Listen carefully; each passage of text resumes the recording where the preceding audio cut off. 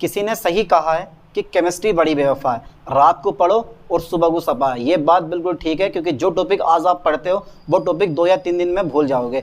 इसीलिए केमिस्ट्री मांगती है रिवीजन। जितना ज़्यादा रिवीजन करोगे वो टॉपिक उतने समय तक आपके माइंड में फंसा रहेगा, क्योंकि हर कोई भूलता है टॉपिक, हर कोई भूलता है, लेकिन रिपीट करते रहो। और ये माना जाता है कि अगर आप किसी टॉपिक को 21 बार रिपीट कर लेते हो तो वो टॉपिक आपके माइंड में 100% फंस जाता है। वैसे ही एक टॉपिक पढ़ाने वाला हूँ मैं BSc 4th सेमेस्टर केमिस्ट्री का, radial and angular wave functions. बहुत ही मोस्ट इंपोर्टेंट टॉपिक है, बस बोर्ड पर फोकस बनाकर रखना। आई होप कि ये टॉपिक आपको कंप्लीट समझ में आ जाएगा। तो डाल देता हूँ मैं हेडिंग रेडियल एंड एंगुलर, ठीक है सर, एंगुलर वेव फंक्शंस। बहुत ही इंपॉर्टेंट टॉपिक है यार, ठीक है, बहुत ही मोस्ट इंपॉर्टेंट टॉपिक है। ठीक से पढ़ना इस टॉपिक को। तो सबसे पहले मैं बताऊं आपको, एटॉमिक ऑर्बिटल का नाम सुना होगा आप लोगों ने। क्या होता है? इलेक्ट्रॉन यानी कि नाभिक के चारों ओर इलेक्ट्रॉन पाए जाने की संभावना जिस स्थान पर अधिकतम होती है उसको बोलते हो आप एटॉमिक ऑर्बिटल। बोलते हो नहीं बोलते हो कि यार नाभिक के चारों ओर का वह स्थान जहां इलेक्ट्रॉन पाए जाने की संभावना अधिक होती है एटॉमिक ऑर्बिटल कहते हैं। और एटॉमिक ऑर्बिटल को मैं साइंस से दर्शाता हूँ, यानी कि एटॉमिक ऑर्बिटल के वेव फंक्शन को साइंस से शो करते हैं। याद कर लियो, ऑर्बिटल को मैं शॉर्टकट लिख रहा हूँ बिल्कुल, ऑर्बिटल को काई से साइन से दर्शाते हैं। ठीक है भाई, ऑर्बिटल को साइन से दर्शाते हैं, बहुत बढ़िया, ऑर्बिटल को साइन से दर्शाते हैं। ओके, अब साइन के 2 पार्ट्स होते हैं, साइन के 2 पार्ट्स होते हैं। यार क्या बात है, कितनी इजी लैंग्वेज है। साइन के 2 पार्ट्स होते हैं। सर सबर नहीं हो, यार जल्दी जल्दी बताओ क्या होते हैं साइन के 2 पार्ट्स। अरे सबर तो रखो यार, अभी बताते हैं। अभी साइन के 2 पार्ट्स होते हैं। देखो साइन को कुछ मैं ऐसे शो करता हूँ, sine are equal to this is a wave function of orbital, यानी कि ऑर्बिटल को मैंने बोल दिया कि यार ऑर्बिटल को साइन से दर्शाते हैं। ये बोल दिया मैंने ऑर्बिटल के वेव फंक्शन को साइन से दर्शाते हैं। आप देख सकते हो कि ऑर्बिटल के वेव फंक्शन को साइन से दर्शाते हैं। ठीक है, तो साइन के 2 पार्ट्स होते हैं। साइन का पहला पार्ट हमारा आता है आर, यही तो है। ठीक है, यह मैंने बोल दिया इसको साइन पहले। ठीक है, sine are into sign theta phi. ठीक है, थीटा फाई। अब आर जो होती है वो डिस्टेंस होता है। आर क्या है बेटे, यहाँ डिस्टेंस है। और थीटा और फाई जो होते हैं ये एंगल होते हैं, वेरिएबल एंगल होते हैं। कैसे एंगल होते हैं? Variable angle. या इसको मैं कुछ इस टाइप से भी लिख सकता हूँ, साइन, ठीक है, आर थीटा साइन। ठीक है, तो इस साइन को हम शो कर देंगे आर स्मॉल आर से, ठीक है, इंटू साइन, या साइन नहीं, A for angular, theta sine. बताता हूँ अभी मैं क्या। तो ये वाला जो पार्ट्स है ना, ध्यान देना, मैं आगे यही यूज़ करूँगा। ये वाला जो पार्ट्स है बेटे, ये पार्ट्स होता है मेरे पास रेडियल पार्ट्स। कौन सा होता है ये वाला? ये होता है रेडियल। और ये वाला पार्ट्स कौन सा होता है बेटे? ये होता है एंगुलर पार्ट्स। कौन सा होता है? ये होता है एंगुलर पार्ट्स।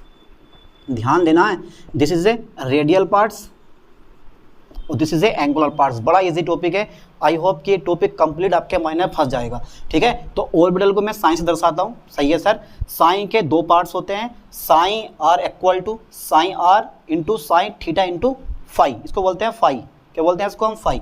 तो इसको आर आर या फिर ए थीटा साइन। ठीक है, अब मेरे पास ये बात आती है कि आर से होता है रेडियल, ठीक है, और जो स्मॉल आर है ये होता है डिस्टेंस, क्योंकि स्मॉल आर से हम किसी भी डिस्टेंस को शो करते हैं। और डिस्टेंस होगी कहाँ की? तो डिस्टेंस होगी बेटा ये नाभिक जो मेरे पास ये न्यूक्लियस होता है, इस न्यूक्लियस से इस इलेक्ट्रॉन के बीच की दूरी होगी। ठीक है, यानी कि न्यूक्लियस से इस इलेक्ट्रॉन के बीच की दूरी होगी। ठीक है, क्या होगी? आर होगी। बाकी थीटा एंड साइन जो है वो मेरे पास एंगल है जिन पे एंगुलर वेव फंक्शन डिपेंड करता है, जिन पे एंगुलर पार्ट्स जो होता है वो साइन यानी कि थीटा और फाई पे डिपेंड करता है। ठीक है, यानी कि रेडियल पार्ट्स इस डिस्टेंस पे डिपेंड करता है, और ठीक है, यानी कि रेडियल पार्ट्स इस डिस्टेंस पे डिपेंड करता है। और जो आपके पास ये एंगुलर पार्ट्स होता है वो एंगल थीटा एंड साई पे डिपेंड करता है। थीटा और साई जो होते हैं वो वेरिएबल एंगल होते हैं, यानी कि इनका मान लगातार बदलता रहता है। पर घबराओ मत, अभी मैंने बेसिकली डिनोट करा है कि आप रेडियल पार्ट्स को यानी कि एंगुलर वेव फंक्शन को आप ए थीटा साइन से शो करोगे और रेडियल वेव फंक्शन को आप आर स्मॉल आर से शो करोगे। ये मुझे कहने का तरीका यहाँ पर ये होता है। ठीक है, अब देखो बात नेक्स्ट पॉइंट में आती है। समझ गए चीज़ को? आप डायरेक्टली लिख सकते हो कि यार जो साइन होता है मेरे पास, जो मेरे पास साइन है वो बेटे रेडियल पार्ट्स, अगर मैं हिंदी में लिखूँ तो रेडियल पार्ट्स, ठीक है sir, multiple angular parts. Angular parts, ऐसे ही बोल सकते हो, ठीक है। Psi equal to radial parts multiple angular parts, you know, आप जानते हो, देखो, ठीक है। तो this is a radial parts, this is a angular parts. I hope कि समझ में आ रहा होगा आपके, ना समझ में आए तो मुझे बताना कि यार सर समझ में नहीं आ रहा ये चीज़, क्योंकि चीज़ बहुत ईजी है यार ये, ठीक है। चलो यहाँ तक आप समझ गए, ये रेडियल पार्ट्स, ये वाला एंगुलर पार्ट्स। अब आगे बढ़ते हैं थोड़ी सी कहानी। यू नो, आप जानते हो कि जो 1s होता है, यानी कि s ऑर्बिटल होता है, वो न्यूक्लियस के निकट होता है। जानते हो ना कि जो मेरे पास 1s होता है, वो 1s हमेशा जो होता है, यानी कि जो s ऑर्बिटल होता है वो न्यूक्लियस के निकट होता है। पहला पॉइंट याद करो कि जो 1s होता है या s ऑर्बिटल होता है वो न्यूक्लियस के निकट होता है, और जो s ऑर्बिटल होता है, ठीक है, s ऑर्बिटल का जो वेव फंक्शन होता है वो इस एंगुलर पार्ट्स पे डिपेंड नहीं करता है। लिखने वाला हूँ पॉइंट में, ठीक है, नोट करके लिखना, चलो ऐसे लिख दे रहा हूँ यार मैं, यानी कि s ऑर्बिटल का, किसका बेटे, s ऑर्बिटल का वेव फंक्शन, s ऑर्बिटल का वेव फंक्शन, s ऑर्बिटल का वेव फंक्शन काय पे डिपेंड नहीं करता है, एंगुलर पार्ट पे डिपेंड नहीं करता है, या एंगुलर पोजीशन पर डिपेंड नहीं करता, पोजीशन पर डिपेंड नहीं करता, ठीक है भाई, डिपेंड नहीं करता, नहीं करता, बहुत बढ़िया, ठीक है। क्यों डिपेंड नहीं करता, क्योंकि s ऑर्बिटल नॉन डायरेक्शनल होता है। कैसा होता है, s ऑर्बिटल नॉन डायरेक्शनल होता है। थ्योरी यही नोट्स हैं आपके, ठीक है, क्योंकि मैं थ्योरी लिखवा रहा हूँ, क्योंकि s ऑर्बिटल नॉन डायरेक्शनल होता है, लिख दो, क्योंकि s ऑर्बिटल क्या होता है, क्योंकि s ऑर्बिटल में डायरेक्शन ही नहीं होती है, तभी तो रेडियल होता है, रेखीय होता है वो। तो क्योंकि s ऑर्बिटल नॉन डायरेक्शनल होता है, क्या होता है बेटे, नॉन डायरेक्शनल,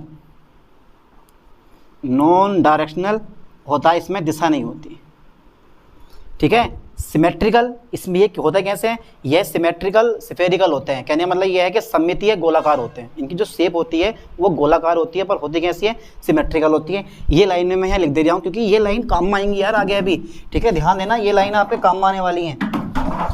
देखो इसके बाद में मेरे पास नेक्स्ट पॉइंट आता है बेटे, पॉइंट आया मेरे पास, देखो चलो एक लाइन और लिख दे रहा हूँ मैं इसमें, बहुत ही ज़रूरी है कि s ऑर्बिटल जो होता है, s ऑर्बिटल सिमेट्रिकल स्फेरिकल होते हैं, स्फेरिकल होते हैं, बहुत बढ़िया, सिमेट्रिकल स्फेरिकल होते हैं, ठीक है भाई। अब इसके बाद में देखो, अब मेरे पास s तो हो गया, क्योंकि s जो होता है वो काय पे डिपेंड करता है, s जो है ओनली डिस्टेंस पे डिपेंड करता है, यानी कि s ऑर्बिटल में रेडियल पार्ट्स होता है, एंगुलर पार्ट्स नहीं होता, लेकिन p और d में क्या होता है, एंगुलर पार्ट्स होता है, ठीक है। p तथा d ऑर्बिटल, p तथा d ऑर्बिटल के वेव फंक्शन, ठीक है, ध्यान देना कि वेव फंक्शंस, p तथा d ऑर्बिटल के वेव फंक्शन डिपेंड करते हैं बेटे angular wave function, angular position, ठीक है, एंगुलर पोजीशन पर डिपेंड करते हैं, ध्यान देना, पर डिपेंड करते हैं, बहुत बढ़िया, पर डिपेंड करते हैं। ये बड़ी पॉइंट चीज़ है यार, ये पॉइंट अगर आपको याद होगा समझ जाओगे कि s ऑर्बिटल काय पे डिपेंड करता है, ओनली रेडियल पार्ट्स पे डिपेंड करता है, एंगुलर पार्ट्स पे डिपेंड नहीं करता, ठीक है। और जो s को छोड़ने के बाद बचा मेरे पास p और d ऑर्बिटल के जो वेव फंक्शन होते हैं वो एंगुलर पार्ट पे डिपेंड करते हैं, काय पे डिपेंड करते हैं, एंगुलर पार्ट पे डिपेंड करते हैं, ठीक है, इसलिए ध्यान देना है आपको, ठीक भाई, चलो समझ गए। तो दोनों लाइनें याद करो, p और d ऑर्बिटल के वेव फंक्शन जो होते हैं वो एंगुलर पोजीशन या एंगुलर पार्ट्स पे डिपेंड करते हैं। एंगुलर पोजीशन मतलब कोणीय स्थिति पे डिपेंड करते हैं, क्योंकि कोणीय स्थिति है थीटा और फाई, मतलब एंगल पे डिपेंड करते हैं, कौन, p और d ऑर्बिटल के वेव फंक्शन इन एंगल पे डिपेंड करते हैं, इस डिस्टेंस पे डिपेंड नहीं करते हैं। आगे देखेंगे इसके बारे में भी, घबराओ मत यार। तो हमें एक चीज़ और देखनी है कि जो एटॉमिक ऑर्बिटल यानी कि एटॉमिक वेव फंक्शन होते हैं उसके दो पार्ट्स तो मैंने पढ़ ली कि यार दो पार्ट्स होते हैं, यानी कि दो वेव फंक्शन होते हैं, एक होता है रेडियल वेव फंक्शन और दूसरा कौन सा था हमारे पास, एंगुलर वेव फंक्शन। तो मैं इस लाइन को लिखने वाला हूँ यहाँ, ऑर्बिटल वेव फंक्शन के, ऑर्बिटल वेव फंक्शन के, ऑर्बिटल वेव फंक्शन के ठीक है, दो पार्ट्स होते हैं, कौन कौन से होते हैं जरा मुझे वही बता दो बेटे। पहला जो होता है वो होता है रेडियल, कौन सा होता है बेटे, रेडियल वेव फंक्शन, ठीक है। दूसरा कौन सा होता है, angular wave functions, angular wave functions, ठीक है भाई, ठीक है। तो पहला कौन सा गया मेरे पास, रेडियल वेव फंक्शंस, दूसरा कौन सा हो गया, एंगुलर वेव फंक्शंस। अब हम पढ़ने वाले क्या है, पहला नंबर पढ़ने वाले हैं radial wave functions, is most important topic. तो यहां तक का स्क्रीनशॉट लेना, उसके बाद देखते हैं। तो अब आ गया हमारा रेडियल वेव फंक्शन जिसका हमें इंतजार था। आइए देखो, डाल देता हूं मैं हेडिंग रेडियल, ठीक है सर, रेडियल वेव फंक्शंस। अब बताओ सर ये क्या होता है, बहुत देर हो गई इसके इंतज़ार में बैठे बैठे कि अब आया ये, अब बताओ सर ये क्या होता। तो घबराने की बात नहीं है, radial RADIAL, radial wave function, ठीक है। तो जो ये रेडियल वेव फंक्शन होता है बेटे, बड़ा ईजी है। तो सबसे पहला पॉइंट याद करो, ये डिस्टेंस पे डिपेंड करता है। पहला पॉइंट याद कर लो, ये है डिस्टेंस पे डिपेंड करता है। मैंने बोला कि जो न्यूक्लियस होता है ना मेरे पास, ये न्यूक्लियस जो होता है इस नाभिक से और इस इलेक्ट्रॉन, इस नाभिक से और इस इलेक्ट्रॉन की दूरी को दर्शाता है। यानी कि यह जो होता है, यह किससे, नाभिक से, काय से भाई, यह नाभिक से, ठीक है। ये मैंने बोल दिया, सोच लीजिए याद रखें, यह वेव फंक्शन, यह वेव फंक्शन, यह वेव फंक्शन, ठीक है भाई, यह वेव फंक्शन नाभिक से, किससे, न्यूक्लियस से, नाभिक से इलेक्ट्रॉन, नाभिक से इलेक्ट्रॉन की दूरी को दर्शाता है, ठीक है, दूरी को, डिस्टेंस को दर्शाता है। ध्यान देना, बहुत बढ़िया दर्शाता, बहुत बढ़िया पॉइंट है यार, 800 करता हूँ। न्यूक्लियस से इलेक्ट्रॉन के बीच की दूरी को दर्शाता है कौन, रेडियल वेव फंक्शन। हो जाएगा याद पहला पॉइंट कि यार रेडियल वेव फंक्शन कैसे करता है, यह वेव फंक्शन नाभिक से इलेक्ट्रॉन की दूरी को दर्शाता है, ठीक है, ठीक है भाई, बहुत बढ़िया। एक चीज़ और भी शो करता है, ये एक चीज़ और भी शो करता है, वो करता है ऑर्बिटल के साइज को दर्शाता है।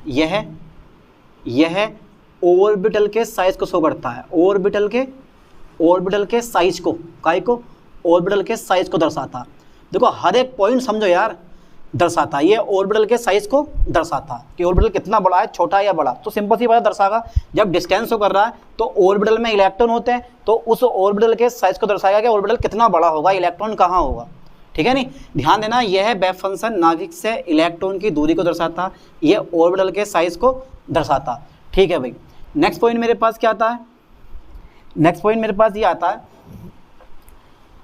यह n और l पे डिपेंड करता है। काय पे, n और l पे डिपेंड करता है। n और l पे आपने पढ़ा है, मुख्य क्वांटम संख्याएं 4 होती हैं। प्रिंसिपल क्वांटम नंबर होता है एक, एज़ोमुथल क्वांटम नंबर होता है, मैग्नेटिक क्वांटम नंबर होता है, स्पिन क्वांटम नंबर होता है। तो ये डिपेंड करता है, यह n तथा l पे डिपेंड करता है, यह n तथा काय पे बेटे, l पर डिपेंड करता है, यह n तथा l पर डिपेंड करता है, बहुत बढ़िया, यह n तथा l पर डिपेंड करता है, कोई पॉइंट तो नहीं छूट रहा है। ये वेव फंक्शन नाभिक से इलेक्ट्रॉन की दूरी को दर्शाता है, ओके राइट हो गया। ये ऑर्बिटल के साइज को दर्शाता है, ठीक हो गया। ये n और l पे डिपेंड करता है, बिल्कुल राइट हो गया, ठीक है। इसे जो है हम शो करते हैं काय से, इसे शो करते हैं हम काय से बेटे, साइन r बोलो, ये क्या बोलोगे, साइन, या बोलोगे आप इसको r स्मॉल r बोलो, या से दर्शाते हैं, चलो ऐसा बोल दिया मैंने, से दर्शाते हैं, ठीक है। इसे क्योंकि n और l पे डिपेंड करता है, n और l पे डिपेंड करता, तो इसे हम साइन, या फिर मैंने बोल दिया r small r n l से भी दर्शाते हैं, से भी दर्शाते हैं। लो साहब, इतना पॉइंट मेरे पास हो गए। तो यह ऑर्बिटल के साइज को दर्शाता है, यह n तथा l पर डिपेंड करता है, इसे साइन r या साइन r से दर्शाते हैं, इसे हम क्या करते हैं r n l से भी दर्शाता है, क्योंकि ये n और l पे डिपेंड करता है। लो साहब 3 पॉइंट हो गए, रट्टा आराम से याद कर लोगे, कोई ज़्यादा मैंने डिफिकल्ट पॉइंट नहीं लिखवाए हैं, बिल्कुल सिंपल से पॉइंट है। ये वेव फंक्शन नाभिक से इलेक्ट्रॉन की दूरी को दर्शाता है, ठीक है। ये ऑर्बिटल के साइज को दर्शाता है, ठीक है। ये n तथा l पे डिपेंड करता है, बिल्कुल बढ़िया। इसे हम साइन r या फिर r स्मॉल r से दर्शाते हैं, इसे हम n l लगा दोगे क्योंकि n और l पे डिपेंड कर रहा है, तो इसे n और l से भी हम दर्शा देते हैं, ठीक है। नहीं, ठीक है। तो नेक्स्ट पॉइंट में देखो, अब जो मेरे पास ये r है, r स्मॉल r, ये मैं बोल दूँगा इसको साइन और स्मॉल r, ठीक है। काय पे डिपेंड कर रहा है हमारे पास है क्या चीज़, सो क्या कर रहा है ये size of orbital, size of orbital, जरा ध्यान देना भाई इस पर, size of orbital, size of orbital, बहुत बढ़िया टॉपिक है भाई, साइज ऑफ ऑर्बिटल। तो इस पॉइंट पर थोड़ा ध्यान दो, फोकस करो ठीक से। साइज ऑफ ऑर्बिटल पे क्या करता है, ये डिपेंड करता है, ठीक है, शो करता है साइज ऑफ ऑर्बिटल को। अब देखो कुछ ग्राफ आते हैं इसके, अब ग्राफ किसे कहते हैं वो देख लो, उसको बोलते हैं radial distribution graph, radial distribution graph. अगर मैं डिस्टेंस, अगर मैं कौन सी डिस्टेंस, अगर मैं नाभिक से इलेक्ट्रॉन की डिस्टेंस स्मॉल आर, ठीक है, स्मॉल आर और रेडियल डिस्ट्रीब्यूशन के बीच में ग्राफ खींचूं तो उस ग्राफ को बोलते हैं हम रेडियल डिस्ट्रीब्यूशन ग्राफ। अब अभी बताऊंगा, देखो कैसे, पहले लिख दूं मैं थोड़ा सा, स्मॉल आर आर तथा डिस्टेंस आर के बीच ग्राफ को, के बीच ग्राफ को हम क्या बोलते हैं, के बीच ग्राफ को, ठीक है, रेडियल डिस्ट्रीब्यूशन,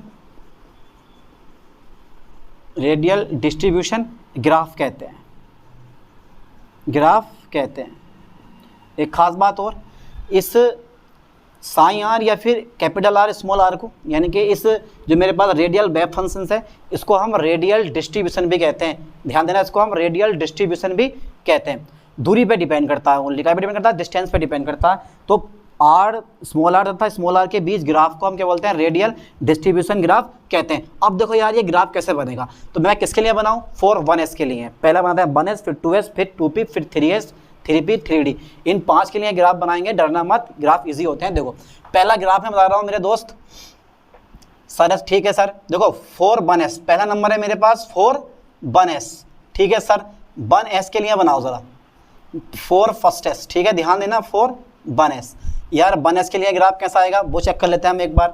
तो मैंने बोला कि मैंने जो ग्राफ खींचा है, जो मैं ग्राफ खींचूंगा वो ग्राफ मेरे पास क्या होगा, वो ये मेरे पास x एक्सिस है, ये मेरे पास y एक्सिस है, और ये मेरे पास है प्लस, प्लस मतलब ये है न्यूक्लियस। और आप जानते हो कि इलेक्ट्रॉन डेंसिटी न्यूक्लियस के निकट अधिक होती है, इलेक्ट्रॉन डेंसिटी न्यूक्लियस के निकट कैसी होती है, अधिक होती है। तो मान लो मेरे पास इलेक्ट्रॉन डेंसिटी यहाँ पे बहुत है, this is a R small R, और ये है मेरे पास स्मॉल आर, यानी कि दूरी, डिस्टेंस मेरे पास ये आ गई। और यू नो आप जानते हो कि मेरे पास जो ग्राफ कुछ इस टाइप से आगा 1s के लिए ये वाला, यहाँ कोई भी नोड नहीं मिलेगा आपको, यहाँ कोई भी नोड नहीं मिलेगा। अब नोड क्या होती है वही बताऊंगा आपको मैं भी। तो यहाँ 0 नोड है, यहाँ कौन सी नोड है बेटे, यहाँ पर है 0 नोड, और ये ग्राफ है मेरे पास किसके लिए, 1s के लिए। 1s के लिए ग्राफ आया, नोड कितनी आई है इसके पास, 0 आई है। ध्यान देना, नोड कितनी है इसके पास, 0 नोड है। क्यों है 0 नोड, उसके पीछे भी रीजन है। 0 नोड क्यों है यहाँ पे, कि नोड वो स्थान होता है जहाँ पर इलेक्ट्रॉन डेंसिटी 0 होती है, वहाँ कोई इलेक्ट्रॉन नहीं पाया जाता। एक ऐसा स्थान जहाँ पर कोई इलेक्ट्रॉन नहीं पाया जाता, यह इलेक्ट्रॉन डेंसिटी 0 होती है, उसको नोड कहते हैं। इसमें कोई भी नोड नहीं है, 1s में कोई भी नोड नहीं होती है। तो देखो जैसे जैसे मैं डिस्टेंस बढ़ा रहा हूँ 1s के लिए, जैसे जैसे मैं डिस्टेंस बढ़ा रहा हूँ वैसे वैसे इलेक्ट्रॉन डेंसिटी लगातार घटती जा रही है। डिस्टेंस बढ़ने के साथ साथ इलेक्ट्रॉन डेंसिटी लगातार घटती जा रही है। मान लो यहाँ इलेक्ट्रॉन डेंसिटी बहुत हाई होगी, मान लो सपोज कर लो आप कि भाई इलेक्ट्रॉन डेंसिटी यहाँ बहुत हाई है, तो जैसे जैसे मैं डिस्टेंस बढ़ा रहा हूँ वैसे वैसे इलेक्ट्रॉन डेंसिटी कम होती जा रही है। तो कोई भी नोड नहीं आई। नेक्स्ट में देखो जरा, सेकंड नंबर मेरे पास आ गया बेटे किसके लिए, 4 2s। चलो साहब 4 2s के लिए आ गए हम, लो साहब 4 2s के लिए हम आ गए। तो 4 2s के लिए ग्राफ मेरे पास कुछ इस प्रकार का आता है। ग्राफ शानदार है, डरना मत यार ग्राफ को देख के कि यार ग्राफ समझ में नहीं आ रहा। देखो ये यहाँ मेरे पास इलेक्ट्रॉन है, ये प्लस है न्यूक्लियस, जहाँ ओरिजिन पॉइंट होता है उसको मैं न्यूक्लियस मानूंगा। और इस बार जो है देखो मैं यहाँ से गिराऊंगा इसको, ये पर से ये आ गया मेरे पास, और कुछ इस टाइप से होके ये और यहाँ चला जाएगा ग्राफ। ये इसका मतलब है ये नोड है, क्या है, नोड। तो ये जो पॉइंट है मेरे पास, ये वाला जो ग्राफ है मेरे पास, यहाँ आपको पता चलेगा कि यार इलेक्ट्रॉन डेंसिटी 0। ये वाला जो एक्स एक्सिस है वो आपको बताएगी क्योंकि शो कर रहा है मेरे पास डिस्टेंस को, और यहाँ शो रहा है मेरे पास इलेक्ट्रॉन डेंसिटी, यहाँ इलेक्ट्रॉन डेंसिटी है। तो इलेक्ट्रॉन डेंसिटी का मतलब ये हुआ ऊपर प्लस है नीचे माइनस है। अब देखो थोड़ा ध्यान से, जैसे जैसे मैं डिस्टेंस बढ़ाऊँगा इलेक्ट्रॉन डेंसिटी लगातार घटती जा रही है, घटती जा रही है, घटती जा रही है, और इस पॉइंट पर आके 0 हो जाती है। और इसको बोलते हैं हम नोड। क्या बोलते हैं बेटे इसको हम, नोड। तो इसमें कितनी नोड है, 1 नोड है। कितनी नोड है बेटे इसमें, 1 नोड है। किसके लिए, ये 2s के लिए। 2s के लिए मेरे पास कितनी नोड आई है, 1 नोड आई है, क्योंकि जहाँ पर इलेक्ट्रॉन डेंसिटी 0 होती है उसको बोलते हैं हम नोड। क्या बोलते हैं उसको हम, नोड। तो बेटे मेरे पास ये क्या पॉइंट है, ये है नोड, जहाँ पर इलेक्ट्रॉन डेंसिटी कैसी है, तुम्हारे पास इलेक्ट्रॉन डेंसिटी 0 है। ध्यान देना इस पॉइंट पर इलेक्ट्रॉन डेंसिटी कैसी है, 0 है। याद कर लो कि वह स्थान जहाँ इलेक्ट्रॉन डेंसिटी 0 होती है, जहाँ कोई इलेक्ट्रॉन नहीं पाया जाता है, उसको हम बोलते हैं नोड या नोडल तल, नोड या नोडल तल बोला जाता है उसको। तो इस पॉइंट को हमने क्या बोल दिया बेटे, नोड बोल दिया। ध्यान देना इस लाइन पे, ठीक है सर। इसके बाद बताओ ज़रा ग्राफ नया, इसके बाद नया ग्राफ देखो, फिर इसका स्क्रीनशॉट ले लेना। इसके बाद मैं ग्राफ तुम्हें शो करता हूँ। किसके लिए आया मेरे पास ग्राफ, अब 2p के लिए आ गया, ठीक है सर। थर्ड नंबर मेरे पास 2p के लिए ग्राफ आ गया। अरे बहुत बढ़िया भाई, 4 2p किसके लिए, 4 2p, ठीक है भाई। 2p के लिए ग्राफ आ गया मेरे पास, क्योंकि 1s 2s के बाद 1s के बाद 2s 2s के बाद 2p आएगा। ग्राफ बनाने बड़े ज़रूरी हैं यार, ये ग्राफ बना करना पेपर में x बाई।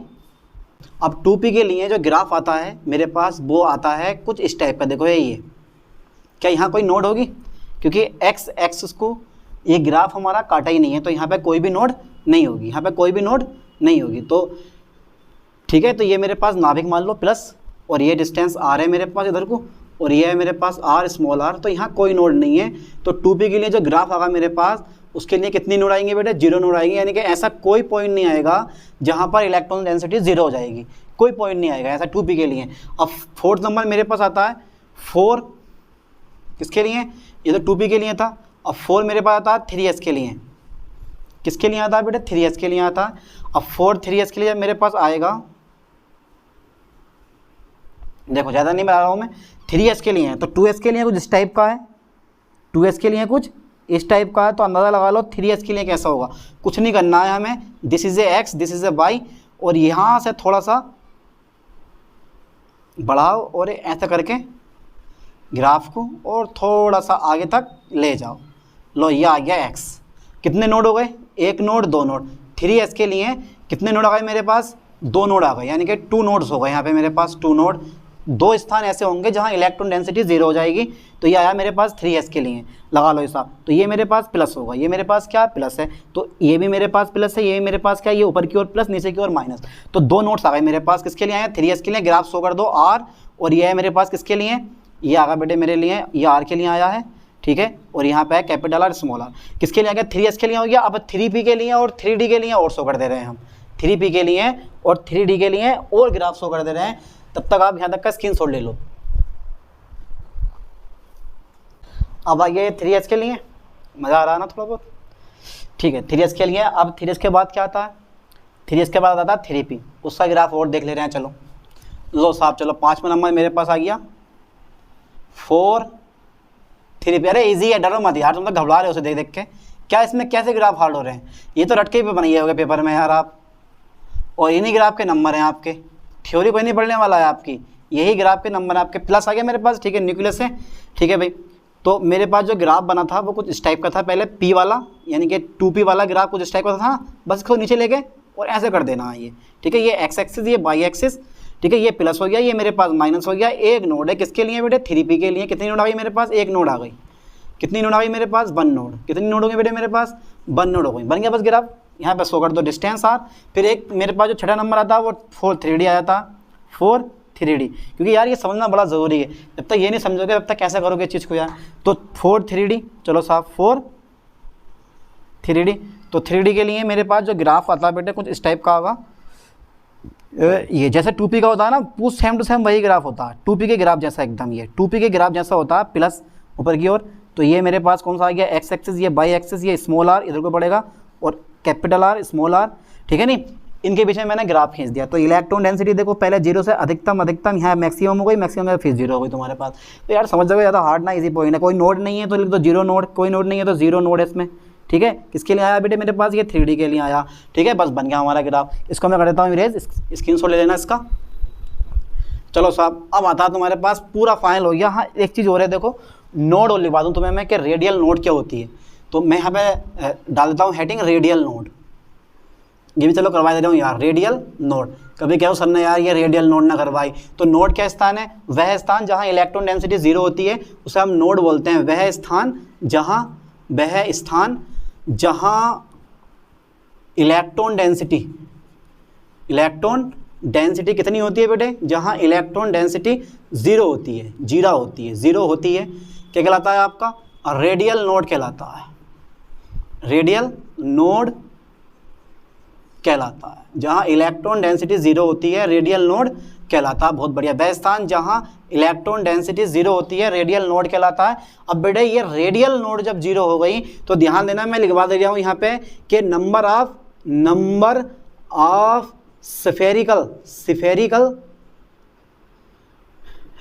नोड, यानी कि स्फेरिकल गोलाकार नोड की संख्या निकालूंगा मैं, फॉर्मूला n माइनस के l माइनस के 1, ठीक है। और पीक, नंबर ऑफ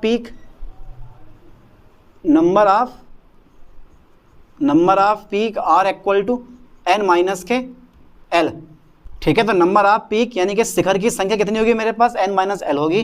बस ये है तुम्हारे पास रेडियल नोड, बस मैं लिख लो, बहुत है काफ़ी। ये लिखा है ना पेपर में आप, number of spherical node n minus के l माइनस 1 और number of peak n minus के l, ठीक है। नहीं आराम से फाइन हो जाएगा, क्योंकि हमारा जो रेडियल वेव फंक्शंस है वो n और l पे डिपेंड करता है। कहीं पे n और l पे डिपेंड करता है, इसलिए n और l का नाम आया है इसमें, m और s का तो नाम आया ही नहीं है इसमें, ठीक है। नहीं यानी कि मुख्य क्वांटम संख्या, प्रिंसिपल क्वांटम संख्या और एज़ोमुथल क्वांटम संख्या, इन दोनों के नाम आया, जबकि मैग्नेटिक क्वांटम संख्या और स्पिन क्वांटम संख्या का नाम हमने यहाँ लिया ही नहीं है, ठीक है। नहीं तो यहाँ तक का स्क्रीनशॉट ले लो और इसके बाद देखते हैं एंगुलर वेव फंक्शन क्या होता है आपका।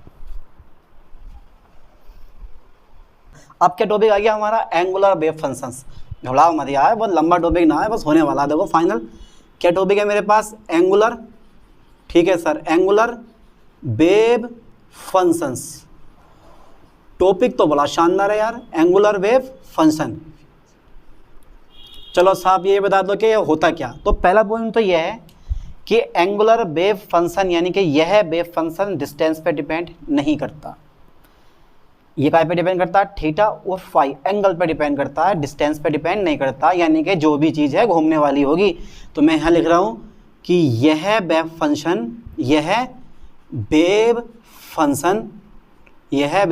फंक्शन, ठीक है, काय पे डिपेंड नहीं करता बेटे, बताओ ज़रा मुझे, काय पे डिपेंड नहीं करता, डिस्टेंस पे डिपेंड नहीं करता, डिस्टेंस पर डिपेंड नहीं करता है, डिस्टेंस पर डिपेंड नहीं करता। बहुत बढ़िया, नहीं करता, ठीक है। पोजिट भाई तो काय पे डिपेंड करता है, एंगल पे डिपेंड करता है, एंगल थीटा तथा फाई पर डिपेंड करता है, फाई पर डिपेंड करता है, देखो लो, एंगल थीटा तथा फाई पे डिपेंड करता है। दोनों एंगल वेरिएबल होते हैं, ध्यान देना, दोनों एंगल कैसे होते हैं, दोनों एंगल वेरिएबल होते हैं। बहुत बढ़िया टॉपिक है, दोनों एंगल वेरिएबल होते हैं, ध्यान देना, दोनों एंगल कैसे होते हैं बेटे, वेरिएबल होते हैं। एंगल थीटा तथा फाई पर डिपेंड करता है, दोनों एंगल कैसे होते हैं, वेरिएबल होते हैं। रट्टा मान लो, समझ लो ठीक से चीज को, ठीक है। नहीं तो यह वेव फंक्शन डिस्टेंस पर डिपेंड नहीं करता है, डिस्टेंस पर डिपेंड नहीं करता है, ठीक है। एंगल थीटा तथा फाई पर डिपेंड करता है, दोनों एंगल वेरिएबल होते हैं। यू नो आप जानते हो कि ये शो क्या करता है, दर्शाता क्या है, किस चीज़ को दर्शाता है ये, तो भाई ये जो दर्शाता है वो दर्शाता है तुम्हारे पास शेप ऑफ ऑर्बिटल, यानी कि यह वेव फंक्शन, ठीक है, यह wave function shape of orbital यानी कि शेप ऑफ ऑर्बिटल को दर्शाता है, शेप ऑफ ऑर्बिटल को दर्शाता है, ध्यान देना, को दर्शाता है।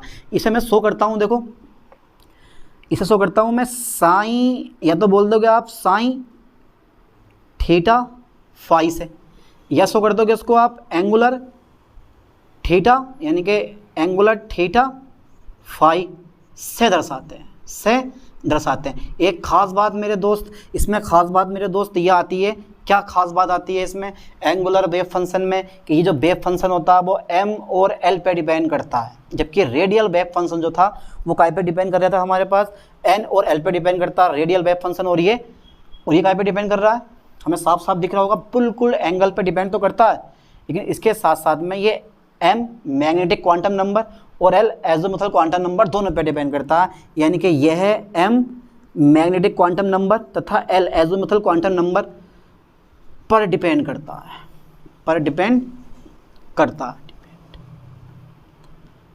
है, बहुत बढ़िया। इसको मैं शो कर सकता हूँ इस टाइप से, अगर मेरे पास है तो मैं एंगुलर शो कर सकता हूँ, मैं एंगुलर थीटा साइन और एम एल से दर्शाते हैं। इसको आप इस फॉर्म में भी दर्शा सकते हो, ए थीटा साइन ml से भी दर्शा सकते हो। तो बहुत सारे पॉइंट आते हैं यार, घबराओ मत, डरो मत, इतना इजी पॉइंट तुम्हारे समझ में नहीं आ रहा। देखियो ये वेव फंक्शन डिस्टेंस पे डिपेंड नहीं करता है, एंगल थीटा एंड फाई पर डिपेंड करता है, दोनों एंगल वेरिएबल होते हैं। ये wave function shape of orbital को दर्शाता है, यानी कि कहने का मतलब यहाँ पर ये होता है कि अगर मैं लिख दूँ कि मेरे पास साइन, या फिर मैं बोल दूंगा इसको एंगुलर वेव फंक्शन मेरे पास थीटा साइन है, तो बेटा ये शो करेगा किस चीज़ को, size of shape of, shape मतलब आकृति बोलते हैं इसको, shape of orbital, shape of orbital यानी कि ऑर्बिटल की आकृति को शो करता है, ध्यान देना, ठीक है।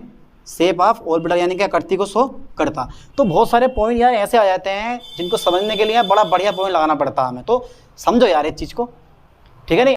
तो उसमें एक मेन पॉइंट और रह गया है, और वो पॉइंट रह गया है कि रेडियल वेव फंक्शन इलेक्ट्रॉन की डिस्टेंस को दर्शाता है, और ये जो एंगुलर वेव फंक्शन होता है वो इलेक्ट्रॉन की पोजीशन एंड डायरेक्शन दोनों को दर्शाता है, यानी कि इलेक्ट्रॉन की डायरेक्शन को दर्शाता है। ये पॉइंट नोट करो बढ़िया करके कि मेरे पास यह वेव फंक्शन, यह वेव फंक्शन, यह वेव फंक्शन, ठीक है, क्या शो करता है, यह वेव फंक्शन इलेक्ट्रॉन के, किसके बेटे, इलेक्ट्रॉन की डायरेक्शन, इलेक्ट्रॉन की डायरेक्शन, ध्यान देना, इलेक्ट्रॉन की डायरेक्शन को दर्शाता है। बहुत ही जबरदस्त पॉइंट है ये, इलेक्ट्रॉन की डायरेक्शन को दर्शाता है, यानी कि यह वेव फंक्शन इलेक्ट्रॉन की डायरेक्शन को दर्शाता है। आई होप कि ये टॉपिक आपको समझ में आ रहा होगा, ठीक है।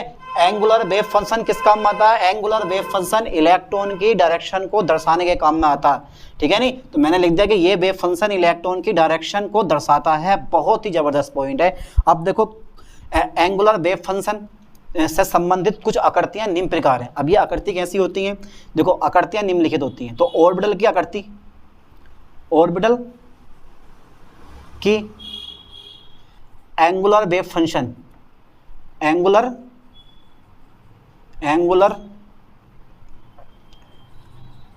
वेव फंक्शन, वेव फंक्शन के अकॉर्डिंग शेप निम्नलिखित होती हैं, शेप्स निम्नलिखित होती हैं, निम्नलिखित होती हैं, ठीक है सर। पहली जरा मुझे बता दो, तो पहले लगाएंगे हम 1s की, फिर बनाएंगे हम 2p/2px की, फिर 2p/y की, 2pz की, 3s की, 3py, 3pz, इस तरह से बनाते हैं इसको, देखते हैं फिर क्या होता है, ठीक है नहीं। देखो बेटा जरा ध्यान देना, मैं 1s की बना रहा हूँ पहले। तो 1s की शेप होती है गोलाकार, ऑलरेडी ध्यान देना कैसी होती है, गोलाकार होती है हमेशा। तो 1s की शेप गोलाकार होती है। तो मेरे पास ये है, मेरे पास x एक्सिस, ये है मेरे पास z एक्सिस, को इधर z मानेंगे हम, और this is A y axis, this is A y axis होगी मेरे पास ये वाली, ठीक है, this is A y axis. तो x y z, तो ये मेरे पास क्या हो गया, थोड़ा थोड़ा नो निकाल दो ऐसी हल्की सी। तो ये है मेरे पास 1s की आकृति, किसकी है, शेप ऑफ 1s, ये एंगुलर वेव फंक्शन के अकॉर्डिंग मैं आकृति शो कर रहा हूँ, ठीक है। इसी प्रकार मेरे पास आता है 2y की, 2py की, 2py नहीं 2pz की, 2px की लेते हैं, पहले लेते हैं 2px की।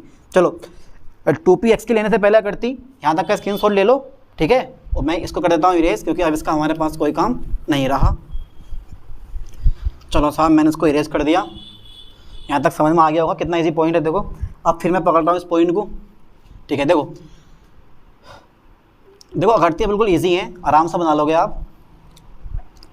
सबसे पहले देखो ज़रा, कुछ इस टाइप से बना रहा हूँ मैं आकृति इसकी, ज़्यादा बड़ी बड़ी नहीं, ठीक है। ये थोड़ा सा पार्ट छिपा हुआ आता। तो ये मेरे पास किसकी आकृति है, वही देखते हैं अभी, ठीक है। ये मेरे पास z आ गया, ठीक है, ये मेरे पास x आ गया, और भाई ये मेरे पास आता y, ठीक है, ये मेरे पास आया कौन सा बेटे, y आ गया ये, ठीक है, y x y, ठीक है नहीं। ये मेरे पास आकृति आ गई किसकी, तुम्हारे पास 2px की, 2px की। अब बनाओ 2py की, चलो ठीक है। 2py की आकृति कुछ इस टाइप से बनती है, ये प्लस दे दो, ये माइनस दे दो, इस बार माइनस पूरा होगा, और प्लस को आप थोड़ा बैक में दिखाना, प्लस को आप थोड़ा सा बैक में दिखाओगे कुछ इस टाइप से, ये ठीक है नहीं। तो ये मेरे पास माइनस है, ये मेरे पास प्लस है, ये मेरे पास इस बार आकृति बनती दिखाई दे रही है हमें बाई की, ठीक है नहीं। बाकी ये आकृति हुई मेरे पास जेड की, ये आ गया मेरे पास जेड,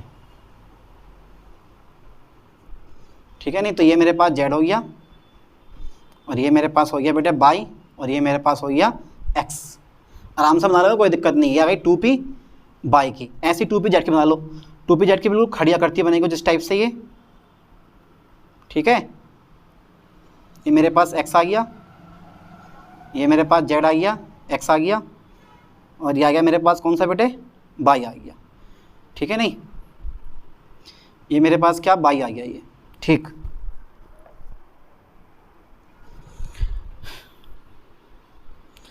इसको शो कर दो आप y को इस टाइप से, तो ये बन गई 2p z की। तो ध्यान देना, ज़्यादा बड़ी आकृति नहीं है, तो ये आकृति होती है एंगुलर वेव फंक्शन के अकॉर्डिंग, ठीक है नहीं। बने इसकी आकृति, ठीक है, ऐसे बनेगी 2px 2py 2pz कुछ इस तरह से बनेंगे। ये पेपर में यार बना के आने पड़ेंगे आपको, ठीक है। तो देखो प्लान बता दूँ तुम्हें, मैं कभी कहोगे यार मुझे नोड ना बताई, नोडल प्लान ना बनाया, तो जो नोडल प्लान होता है ना, प्लान जैसे बोलते हैं, तो यहाँ एक नोड होगा जहाँ पे ये आपस में टच कर रहे हैं ना दोनों के दोनों, जहाँ पे ये इस टाइप से आपस में टच करेंगे, तो इस वाले पॉइंट को हम बोलेंगे नोड। क्या बोलेंगे इस पॉइंट को हम नोड कहते हैं। तो इसमें केवल एक ही नोडल प्लान होता है। चलो मैं इसको आगे बताऊंगा अभी, ठीक है नहीं। इसमें भी एक नोडल प्लान होगा, इसमें भी एक नोडल प्लान, इसमें भी एक नोडल प्लान होगा। जितने भी ये हैं सब 2px 2py 2pz सब में एक नोडल प्लान होगा। कितना होगा? एक नोडल प्लान होगा। जबकि वन इसमें कोई भी नोडल प्लान नहीं होता, क्योंकि उसके करते वो होता है नॉन डायरेक्शनल, और एंगुलर वेव फंक्शन शो करता है इलेक्ट्रॉन की डायरेक्शन को। और ये कैसे होता है? तो हमारे पास नॉन डायरेक्शनल, इसमें कोई डायरेक्शन होती नहीं है, ठीक है नहीं। आगे देखेंगे इस चीज़ को अभी। तो इसका मैं कर देता हूँ इरेज, क्योंकि इसका हमारे पास कोई काम नहीं है। इसका स्क्रीनशॉट ले लेना जिसने ना लिया हो, ठीक है। आगे बढ़ाता हूँ मैं, चलो हटाओ इसको भी अब, ठीक है भाई। इसके बाद नेक्स्ट पॉइंट मेरे पास आता है, देखो अब आ गया। अब मैं लूँगा डी 3D XY। देखो डी उपकोष में 5 ऑर्बिटल होते हैं, डी उपकोष में 5 ऑर्बिटल होते हैं, और वो कौन कौन से होते हैं वो चेक कर लो। एक तो होता है बेटे, याद करो ढंग के साथ में, एक होता है DXY, दूसरा होता है DYZ, तीसरा होता है DZX, और चौथा होता है तुम्हारे पास DX² - DY², पाँचवा होता है DZ²। अब सबकी आकृति यहाँ बनानी पड़ेंगी, यहाँ सबकी आकृति आपको बनानी पड़ेंगी, तभी पेपर में आपको मैक्सिमम मार्क्स मिलेंगे, वरना नंबर बैठ देगा आपका। क्योंकि साइज आकृति ही मैंने, थ्योरी तो आप बना बना के भी लिख दोगे, अगर आकृति बना के आओगे पेपर में तो आपको और बेस्ट नंबर मिलेंगे। तो मेरे पास आगा पहला नंबर DXY, तो मैं क्योंकि 3 में आता है तो मैं लिख दे रहा हूँ यहाँ पे। मैं बनाऊँगा आकृति, देखो 3XY बनाता हूँ, पहला नंबर DXY, ठीक है भाई। बनाओ ज़रा सर, कैसा बनाओगे? तो ठीक है, देखो 4 या 5 आकृति बना रहा हूँ मैं, कुछ इस टाइप से बनाना है आपको। थोड़ा सा टफ है पॉइंट। पहली आकृति बन गई, ठीक। दूसरी भी मुझे ऐसी बनानी है, कोई चेंजिंग नहीं, इधर भी ऐसी, ठीक है। तीसरी देखो फिर सेम टू सेम, ये भी ऐसी, ये भी ऐसे बन गई, ठीक है। अब आकृति थोड़ी सी बदलाव करनी है मुझे। चलो पहले ऐसा शो कर दें। देखो बेटे दिस इज ए एक्स, मेरे पास कौन सी है? XY है, तो ये मेरे पास x आ गई, ये मेरे पास आ गई y, ठीक है। ये मेरे पास कौन सी आ गई? y आ गई, ठीक है। तो x और मेरे पास किससे आ गई? y आ गई। तो यहाँ भी 2 नोडल प्लेन है, यहाँ भी 2 नोडल प्लेन है, यहाँ भी 2 नोडल प्लेन है, यहाँ भी 2 नोडल प्लेन है, यहाँ भी 2 नोडल प्लेन होंगे। एक तो खड़ा होगा और एक पड़ा होगा, तो यहाँ भी 2 नोडल प्लेन होंगे, और यहाँ भी तुम्हारे पास 2 नोडल प्लेन ही होने हैं। ध्यान देना पॉइंट पे, ठीक है भाई। तो ये आ गई मेरे पास x की आकृति, और ये मेरे पास आ गई इस टाइप से। तो ये आ गया मेरे पास 3DXY, ठीक है। अब इस इधर देख लो, ये आकृति किसकी? तो इधर देखो माइनस प्लस प्लस और माइनस, ठीक है। इस टाइप से आप आकृति को शो कर सकते हो,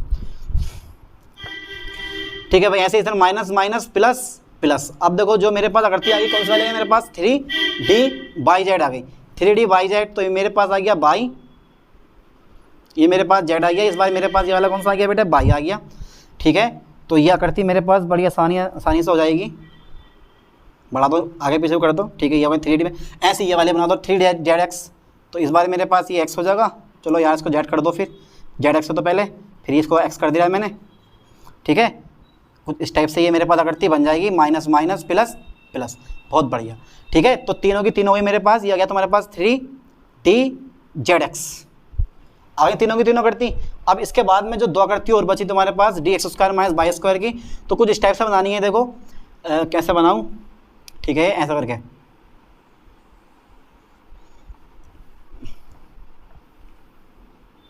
चलो ऐसा क्या बनाओ, ठीक है। और फिर ये वाली, तो ये मेरे पास x एक्सिस और ये मेरे पास बाई एक्सिस, ठीक है। तो ये आकृति बन गई मेरे पास 3, ठीक है, माइनस माइनस प्लस प्लस, तो ये आकृति बनी है मेरे पास, ये आकृति बनी है 3x² माइनस वाई स्क्वायर की, ठीक है, 3D(x² माइनस वाई स्क्वायर की। बस एक आकृति हो रहेगा ये लास्ट, और वो कुछ ऐसी होती है, ठीक है। और यहाँ बीच में आपको कर देनी है, क्योंकि एक सामने से दिखेगा आपको इस टाइप से, और एक ऐसे दिखेगा, एक तो तुम्हें खड़ा दिखाई देगा और एक होता है आमने सामने, कुछ इस टाइप से। देखो ये है मेरे पास, इस टाइप से होंगे, ठीक है। तो ये तो तुम्हें दिखाई देंगे, पर ये जो है सामने से कुछ ऐसा होगा, ठीक है। लेकिन ये वाला सामने वाला आपको सामने से दिखाई देगा, ठीक है नहीं। तो ये मेरे पास हो गया कौन सा, dz², 3dz², क्योंकि इसमें केवल मैं एक ही एक्सिस लूँगा, और वो लूँगा मैं कौन सी वाली, 3dz², यानी कि z लूँगा केवल मैं, ठीक है नहीं। ये मेरे पास हो गई z², तो ये मेरे पास हो गई z², चाह हो तो आप यहाँ से x एक्सिस भी शो करते हो, इसमें कोई दिक्कत नहीं है। तो ये आ गई मेरे पास 3dz² क्या करती। हाँ, इसमें एक चीज़ और रह गई है बेटे, और वो चीज़ ये रह गई है कि अगर तुम इन डी कक्षकों में नोडल प्लेन शो करना चाहो तो घबराने वाली ज़रूरत नहीं है। मैं डाल देता हूँ हेडिंग नोडल प्लेन, या फिर नोड कहते हैं इसे हम, और किस तरह से डोनोट करोगे नोड इसकी, ठीक है। देखो फिर, तो अब देखो एंगुलर नोड, अब ये एंगुलर नोड क्या होती है वो लिखवा दे जाऊँ मैं, पर मैं डायरेक्टली डाल दूंगा heading angular node, angular node.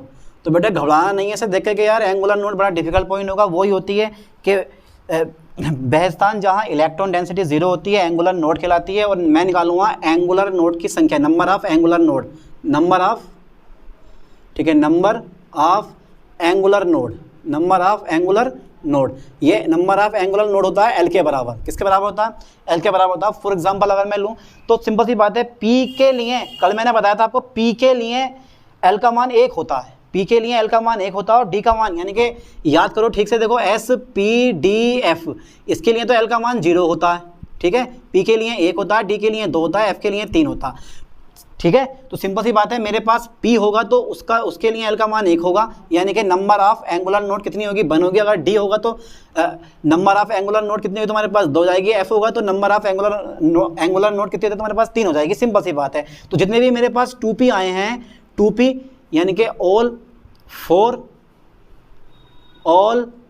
2p orbital, 2p orbital, ठीक है, for all 2p orbital node is equal to कितनी होगी मेरे पास, 1 होगी, ठीक है नहीं। यानी कि 2p ऑल 2p ऑर्बिटल के लिए जो नोड आती है आपकी, ध्यान देना, नोड की संख्या, कौन सी संख्या, एंगुलर नोड की संख्या, एंगुलर नोड